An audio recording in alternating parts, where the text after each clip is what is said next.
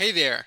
In this video, we'll be looking at volcanoes, especially trying to analyze where they lie geographically. We want to see trends in their locations to establish if there's a volcano dense zone, so to speak. Let's start with a famous volcano, Mount Vesuvius. As always, we can press Ctrl+= and type in our entity name, which is the Mount Vesuvius volcano. If it doesn't sound familiar, this is the volcano that erupted 2,000 years ago and destroyed the Roman city of Pompeii. It's currently a huge tourist attraction. So, what properties do we have about it? We have everything from geographic information to geological information about the volcano. Let's explore some of these properties. We can retrieve the volcano's image as seen here, we can get its countries here, and we can also get its administrative division here. Let's visualize the volcano's location on a map. I can use the geographics function, indicate that I want a black edge around the Mount Vesuvius administrative division, and put a geomarker on the volcano's position to obtain the following map. Has it erupted anytime recently? We can call its last eruption date to find out. Thankfully, it's been dormant for more than 75 years. Let's explore our volcano data some more. I wanted to see when these volcanoes last erupted to visualize how many of them were recently active. We will use the entity value function to get the list of all eruption dates. Before moving on, let's make sure our data is clean. We will map the head function onto our eruptions date variable and tally it using the tally function. And it looks like a significant portion of our data is either missing or an interval. So we'll go ahead and delete those elements from our data and our cleaned eruption dates variable. We will apply delete missing to delete missing elements and delete cases to delete intervals. Then we will apply the select function to select only eruptions which lie between the year 1000 and 2020. Getting a shortened version of our data shows us that it's a collection of date objects. After this, we can apply a date histogram to visualize our data.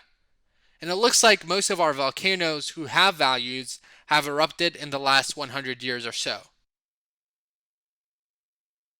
Now, how high are these volcanoes? We will again start by using the entity value function and then calling the elevations for the entity class volcano. As you can see, we get a list of elevations in feet. Tallying the heads of our elevation heights variable gives us some missing elements, so we'll make sure to delete those using the delete missing function. Finally, we can plot our data with a histogram, which shows us the following plot.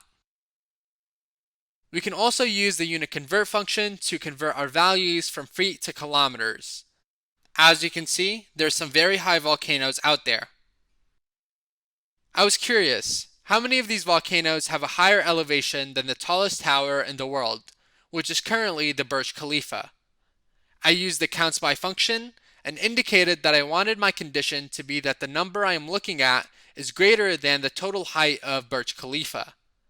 I'm using a pure function here as indicated by the green hashtag, which serves as an abstract function that can be applied to our list cleaned elevation heights. It looks like 1517 volcanoes are actually higher in elevation. Dividing our result by the length of our cleaned elevation heights variable gives us that the percentage of volcanoes higher than the Burj Khalifa is around 74%. What about the tallest and shortest volcanoes? What are they, and more importantly, is there a geographic trend between them? To do this analysis, I will first have to make an entity association between volcanoes and their elevations. I can do that through the entity value function. After that, I will use reverse sort to ensure the data is arranged in descending order, and I will use delete missing to delete any missing values. We now have a list of volcanoes ordered according to their elevations. I'm curious about the first three volcanoes and their countries. I can call the first three elements of my previous result, which is an association, using double brackets and indicating that I want a span of the first three elements. I'll then call the keys and apply the entity value function onto them. It looks like they are all in South America, in Chile, and Argentina. Now, what about the three lowest elevation volcanoes, which will be the last three elements? Using the same code but inserting -3 instead of 3 to indicate counting backwards, we see that all of these volcanoes are in Southeast Asia, in Indonesia and the Philippines. It seems like South America has the highest volcanoes, while Southeast Asia has the lowest. Let's move on to finally answer our question. I will start by retrieving the entity list of all entities in the class volcano, and store that data into my volcanoes variable. To get a sense of this, let's plot a random volcano from our list volcanoes. We will use the geographics function to plot it, and a geomarker on it to mark its location. We'll make sure to have our georange as the entire world. Now the next step is easy.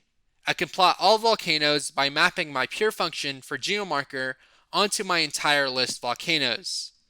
And voila, I get this visualization. As you can see, there's definitely a concentration along the coast of the Americas and the other side of the Pacific Ocean in Asia.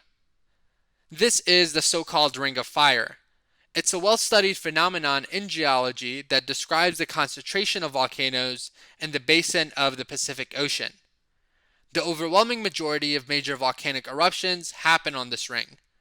It is also known for having many earthquakes. Through this computational exploration, you just uncovered a very important discovery in geology.